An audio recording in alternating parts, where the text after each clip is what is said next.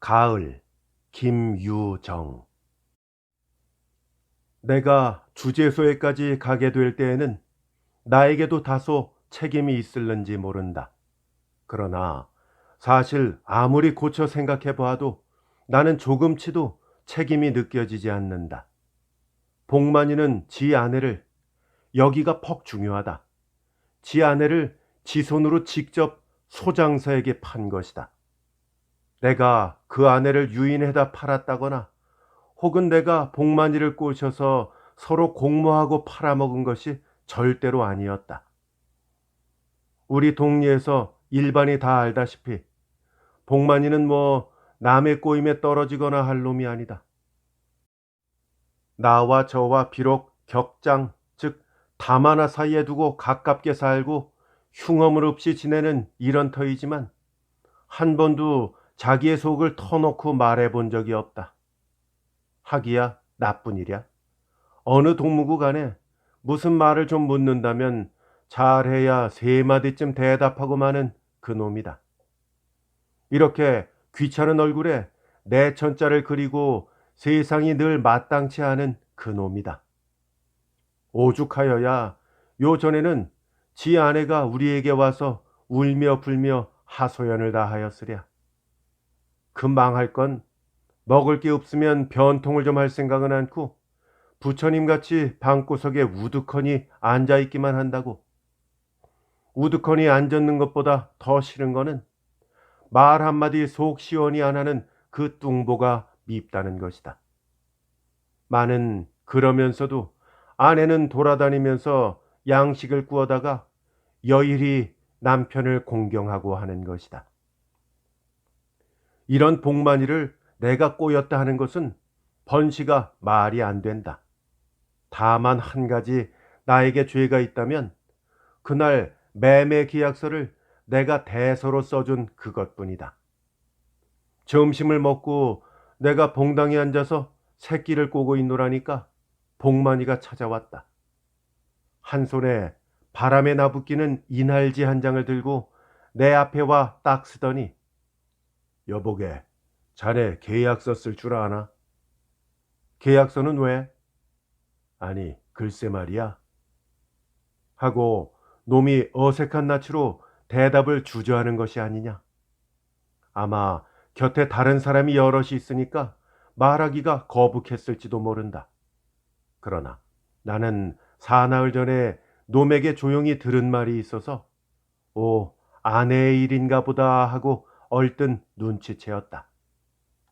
쌀이 문 밖으로 놈을 끌고 나와서 그 귀 밑에다가 자네 옆였네, 어떻게 됐나? 놈이 단마디 이렇게만 대답하고는 두레두레한 눈을 굴리며 뭘 잠깐 생각하는 듯 하더니 저 물 건너 사는 소장사에게 팔기로 됐네. 술집 하는 재순내가 소개를 해서 지금 주막에 와 있는데 자꾸 계약서를 써야 한다고 그래. 그러나 누구 하나 쓸 줄 아는 사람이 있어야지. 그래, 자네에게 써가지고 올 테니 잠깐 기다리라고 하고 왔어. 자넨 학교 좀 다녔으니까 쓸 줄 알겠지. 그렇지만 우리 집에 먹이 있나 붓이 있나? 그럼 하여튼 나하고 같이 가세. 맑은 시내에 붉은 잎을 담그며 일저온 바람이 오르나리는 늦은 가을이다. 시들은 언덕 위를 복만이는 묵묵히 걸었고 나는 팔짱을 끼고 그 뒤를 따랐다. 이때 적으나마 내가 지 친구니까 되든 안 되든 한번 말려보고도 싶었다. 다른 짓은 다 할지라도 5살 된 아들 영득이를 생각하여 아내만은 팔지 말라고 사실 말려보고 싶지 않은 것은 아니다. 그러나 내가 저를 먹여주지 못하는 이상 남의 일이라고 이러쿵저러쿵 짓거리기도 어려운 일이다. 맞붙잡고 굶고 있느니 아내는 다른 데 가서 잘 먹고 또 남편은 남편대로 그 돈으로 잘 먹고 이렇게 일이 펼 수도 있지 않으냐? 복만이의 뒤를 따라가며 나는 도리어 나의 걱정이 더 큰 것을 알았다. 기껏 한 해 동안 농사를 지었다는 것이 털어서 쪼기고 보니까 나의 몫으로 겨우 벼 2말 가옷이 남았다. 물론 덜어서 빚도 다 못 가린 복만이에게 되면 좀 나을는지 모르지만 이걸로 우리 식구가 한겨울을 날 생각을 하니 눈앞이 고되고 캄캄하다. 나도 올겨울에는 금점이나 좀 해볼까? 그렇지 않으면 투전을 좀 배워서 노름판으로 쫓아다닐까? 그런대로 미천이 들터인데 돈은 없고 복만이 같이 내다 팔 아내도 없다. 우리 집에는 여편네라고는 병들은 어머니밖에 없으나 나이도 늙었지만 우리 아버지가 있으니까 내 맘대로 못하고. 이런 생각에 잠기어 짜증나는 복만이더러 네 아내를 팔지 마라 어째라 할 여지가 없었다. 나도 일찍이 장가나 들어두었다면 이런 때 팔아먹을 걸 하고 부질없는 후회뿐으로 큰 길로 빠져나와서 그럼 자네 먼저 가 있게. 내 먹붓을 빌려가지고 곧 갈게. 벼루석건 있어야 할걸? 나 혼자 밤나무 아래 술집을 터덜터덜 찾아갔다. 달개똥들이 한산에 늘여놓인 뒷마루로 조심스럽게 올라서며 소장사란 놈이 대체 어떻게 생긴 놈인가 하고 퍽 궁금하였다. 소도 사고 계집도 사고 이럴 때에는 필연 돈도 상당히 많은 놈이리라. 지게문을 열고 들어서니 첫째 눈에 띈 것이 밤불이 지도록 살이 디룩디룩한 그리고 험상궂게 생긴 애꾸눈이다. 이놈이 아랫목에 술상을 놓고 앉아서 냉수 마신 상으로 나를 쓱 쳐다보는 것이다. 바지 저고리에는 때가 쪼르륵 묻은 것이 게다 뒷단에는 모양을 낸답시고 누런 병정각반을 치올려 쳤다. 이놈과 그 옆 한 구석에 쪼그리고 앉아있는 영득 어머니와 부부가 되는 것은 아무리 봐도 좀 덜 맞는 것 같다. 많은 영득 어머니는 어떻게 되든지 간에 그 처분만 기다린다는 듯이 잠자코 아이에게 젖이나 먹일 뿐이다. 나를 쳐다보고 자칫 낯이 붓는 듯 하더니 아재 내려오시오 하고는 도로 고개를 파묻는다. 이때 소장사에게 인사를 붙여준 것이 술집 할머니다.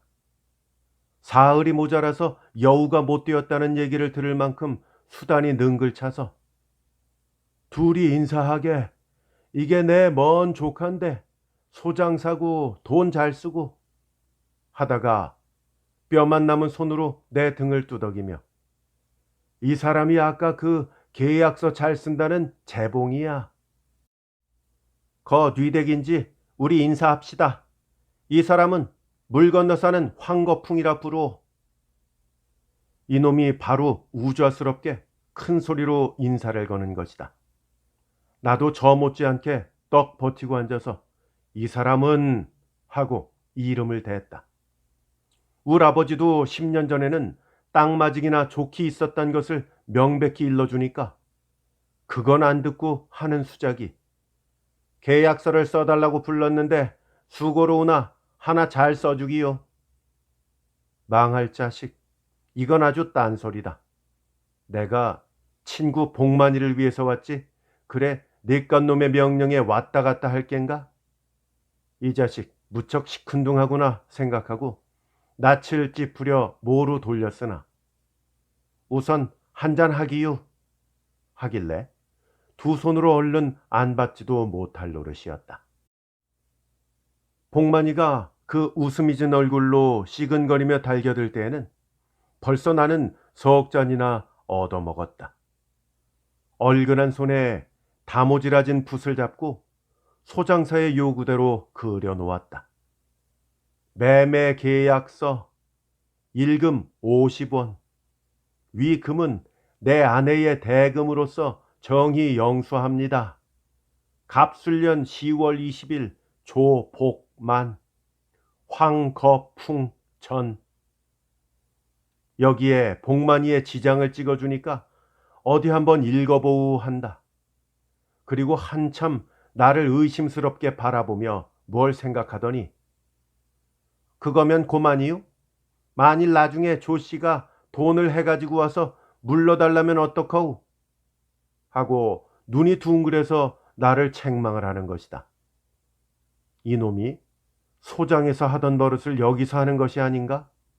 하도 어이가 없어서 나도 벙벙이 쳐다만 보았으나 옆에서 복만이가 그대로 써주라 하니까 어떠한 일이 있더라도 내 아내는 물러달라지 않기로 맹세합니다. 라고 썼다. 그제서야 조끼 단축구멍에 골문 쌈짓끈으로 목을 매달린 커다란 지갑이 비로소 움직인다. 1원짜리 때 묻은 지전 뭉치를 꺼내 들더니 손가락에 연실 침을 발라가며 앞으로 세어보고 뒤로 세어보고 그리고 이번에는 거꾸로 들고 또 침을 발라가며 공손히 세어본다. 이렇게 후질근히 침을 발라 셋건만 복만이가 또다시 공손히 침을 바르기 시작하니 아마 지전, 즉 지폐는 침을 발라야 장수를 하나보다. 내가 여기서 구문, 즉 수고비를 한 푼이나마 얻어먹었다면 참이지 성을 갈겠다. 5원씩 구문으로 10원을 답센 것은 술집 할머니요. 나는 술 몇 잔 얻어먹고 만 것이다.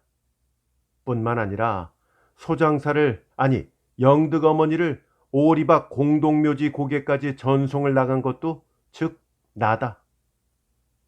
고개마루에서 꼬불꼬불 돌아내린 산길을 굽어보고 나는 마음이 저기 언짢았다. 한 마을에 같이 살다가 팔려가는 걸 생각하니 도시 남의 일 같지 않다. 게다가 바람은 매우 차건만 입대 호적삼으로 떨고 섰는 그 꼴이 가엾고 영득 어머니 잘 가게유. 아재 잘 기슈. 이 말 한마디만 남길 뿐 그녀는 앞장을 서서 사렛길을 살랑살랑 달아난다. 마땅히 저 갈 길을 떠나는 듯이 서둘며 조금도 섭섭한 빛이 없다. 그리고 내 등 뒤에 섰는 복만이조차 잘 가라는 말 한마디 없는 데는 실로 놀라지 않을 수 없다. 장승같이 뻗쩍 서서는 눈만 꿈뻑꿈뻑 하는 것이 아닌가? 개자식. 하루를 살아도 지 계집이련만 근 10년이나 소같이 부려먹던 이 아내다. 사실 말이지 지가 여지껏 굶어 죽지 않은 것은 상냥하고 돌림성 있는 이 아내의 덕택이었다. 그런데 인사 한마디가 없다니 개자식 여간 밉지가 않았다.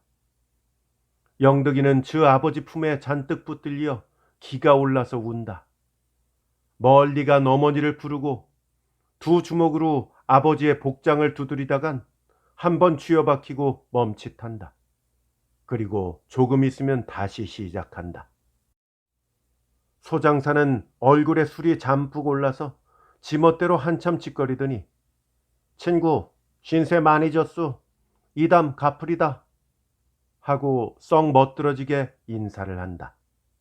그리고 뒤툭뒤툭 고개를 나리다가 돌뿌리에 채키어 뚱뚱한 몸뚱아리가 그대로 떼굴떼굴 굴러버렸다.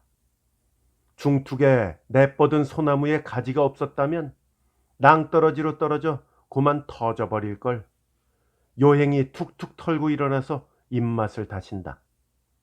놈이 좀 무색한지 우리를 돌아보고 한번 빙긋 웃고 다시 내걸을 때는 영득 어머니는 벌써 산 하나를 꼽들었다.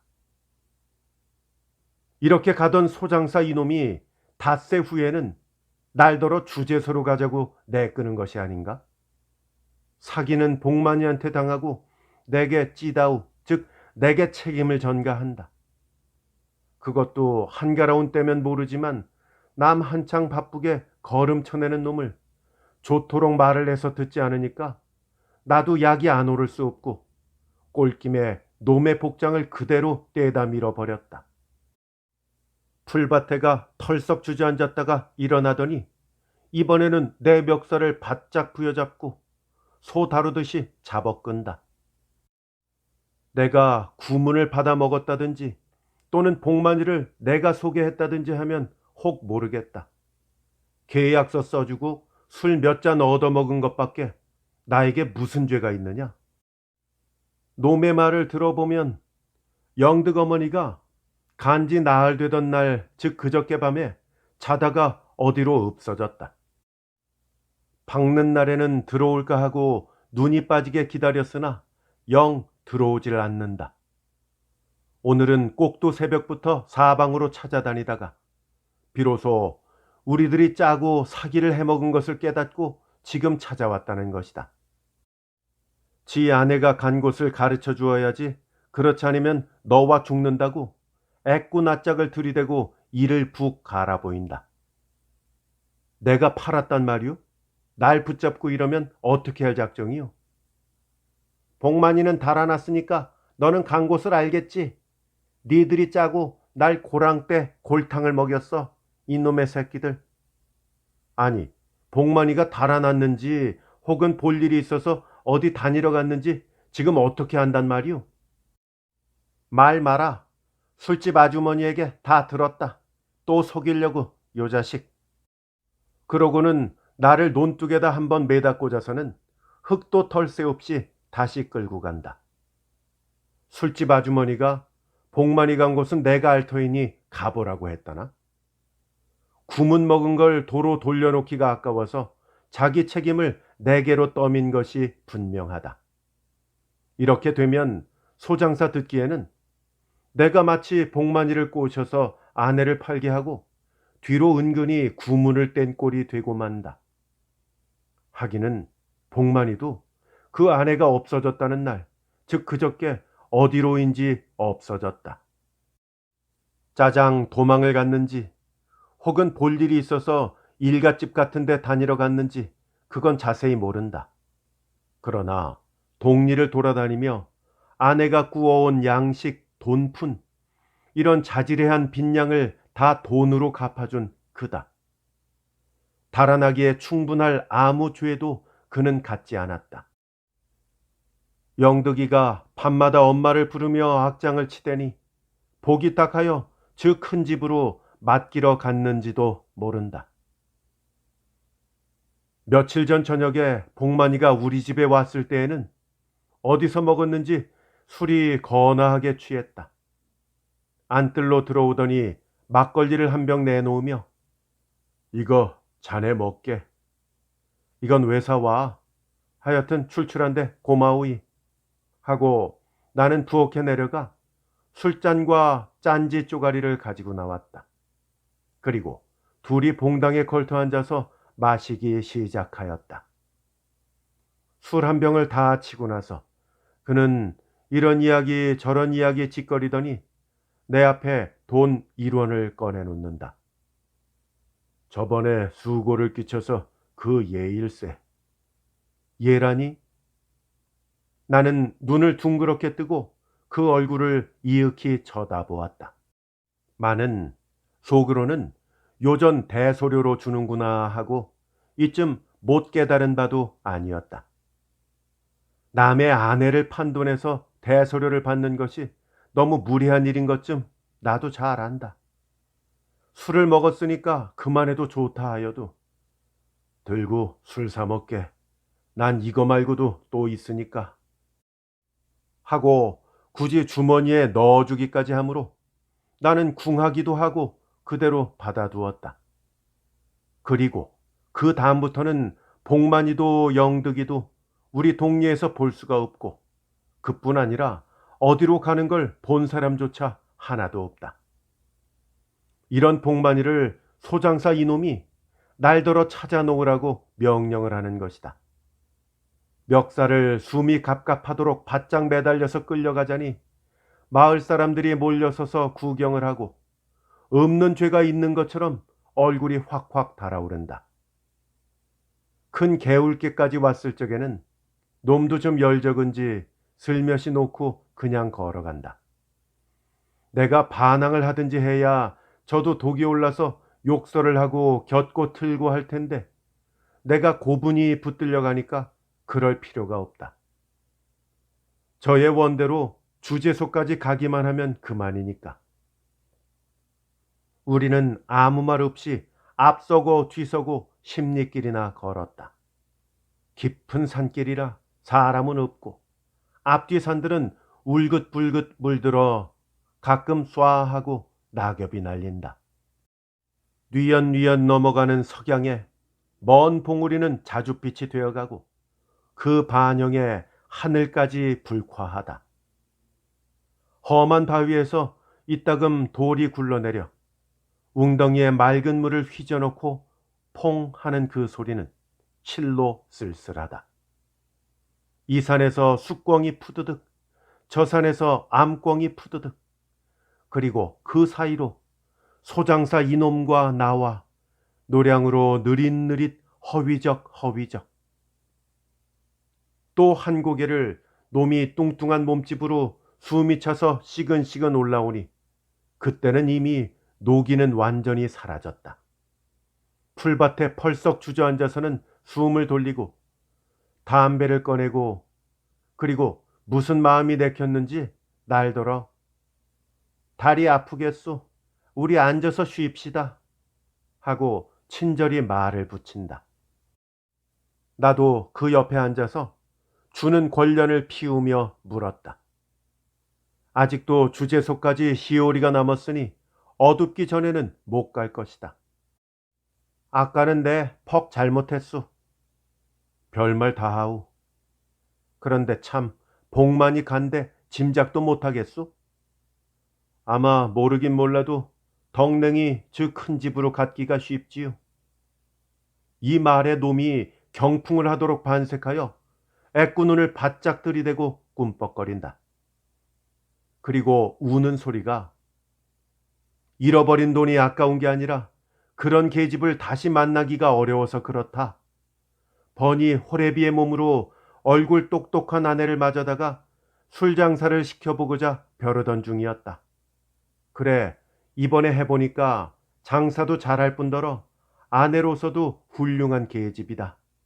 참이지 며칠 살아봤지만 남편에게 그렇게 착착 붙고 정이 붙는 계집은 여지껏 보지 못했다. 그러기에 나도 저를 위해서 인조견으로 옷을 해 입힌다. 갈비를 구에다가 구워 먹인다. 이렇게 기뻐하지 않았겠느냐? 덧돈을 들여가면서라도 찾으려고 하는 것은 저를 보고 싶어서 그럼이지 내가 결코 복만이에게 돈으로 물러달랄 의사는 없다. 그러니 아무 염려 말고 복만이 갈 듯한 곳은 다 좀 가르쳐 달라는 것이다. 놈의 말투가 또 이상스럽게 꿰는 걸 알고 불쾌하기가 짝이 없다. 아무 대답도 않고 묵묵히 앉아서 담배만 빠니까. 같은 날 같이 없어진 걸 보면 둘이 짜고서 도망간 게 아니오? 40리씩 떨어져 있는 사람이 어떻게 짜고 말고 한단 말이오?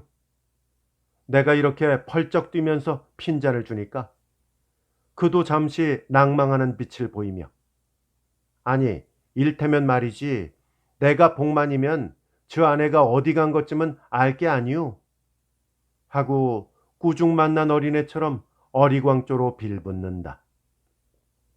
이것도 사랑병인지 아까는 큰 채를 하던 놈이 이제 와서는 나에게 끽소리도 못한다.